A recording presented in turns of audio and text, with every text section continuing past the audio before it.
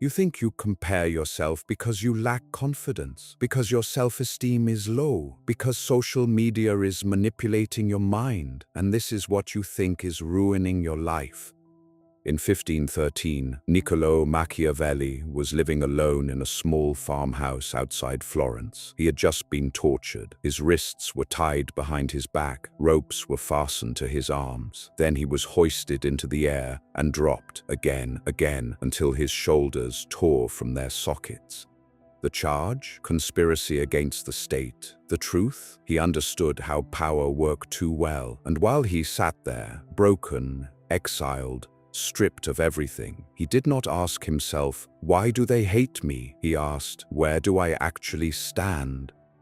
That question, "Where do I stand?" is the same question firing in your brain every time you open Instagram, walk into a room, or hear about someone else's success. You compare yourself because you are calculating power, not consciously, but constantly. Every room you enter, every profile you scroll past, every conversation you observe, you are measuring who is influential, who draws attention, who controls the room, who gets ignored. Comparison is not insecurity. This is status intelligence. You were never broken. You just didn't know how to read the room. And whether you admit it or not, you care where you stand, because where you stand determines how you are treated.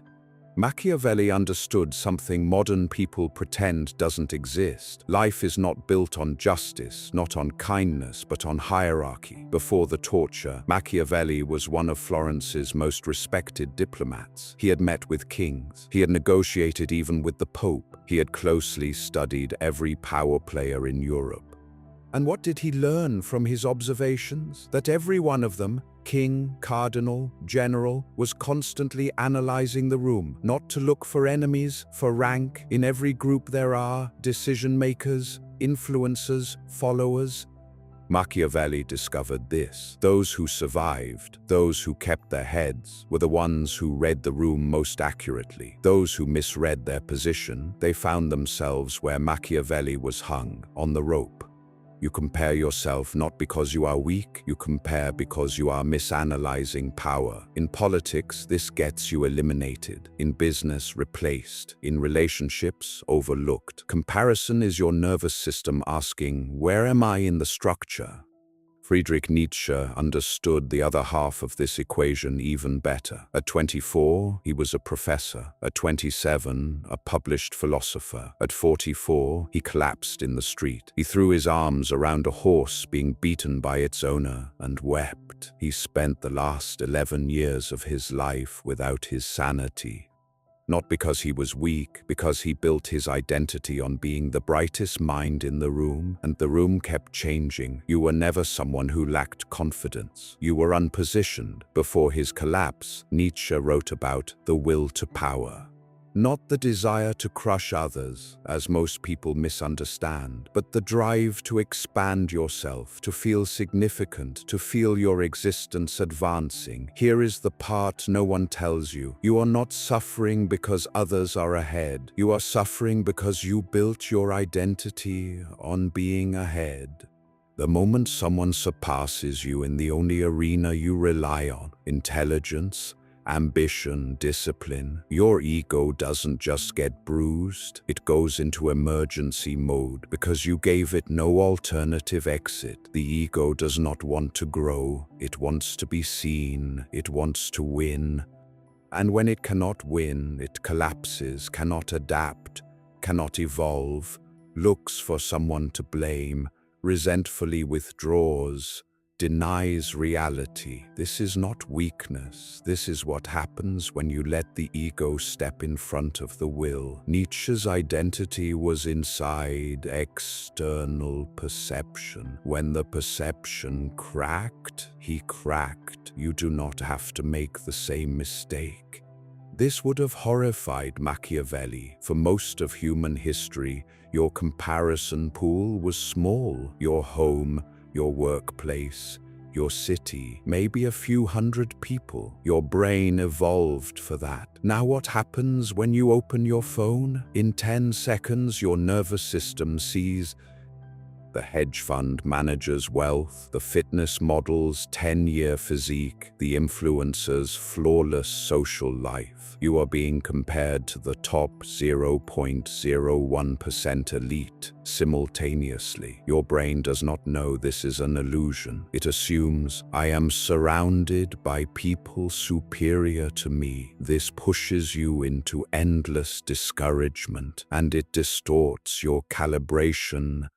Now it gets uncomfortable. You are not only comparing to evaluate yourself, you are comparing to strategize. Think about the last time you entered a room. Before anyone spoke, your brain asked, who holds authority here? Who can elevate me? Who can block me? Who should I respect? Who can I ignore? You did this automatically. This is not manipulation. This is strategy. In Machiavelli's terms, the man who cannot read the room cannot protect himself.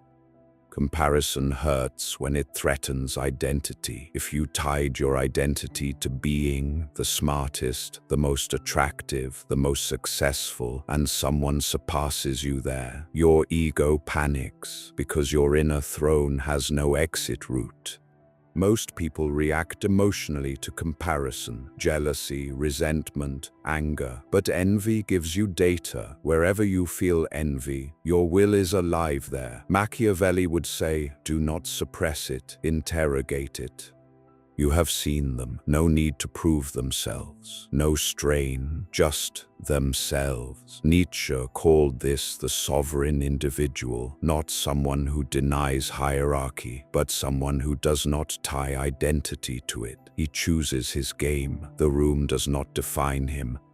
Right now, unconsciously, you are competing in appearance, money, social proof, intelligence, lifestyle, popularity, productivity, all at once. No one wins every hierarchy.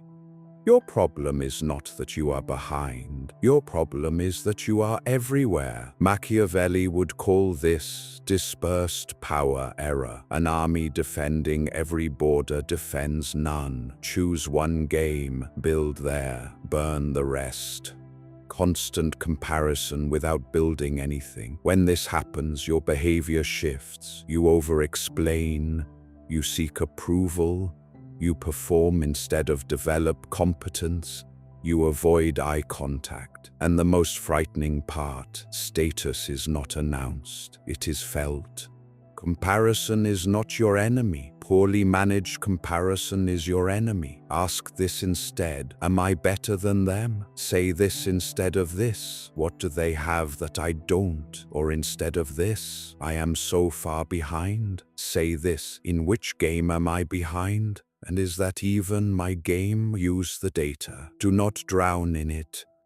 Machiavelli was broken, but he understood. Hierarchy determines treatment. Treatment determines opportunity. Opportunity determines power. But the man who understands hierarchy without becoming its slave, he is the most dangerous person in the room. You are not weak. You are analyzing.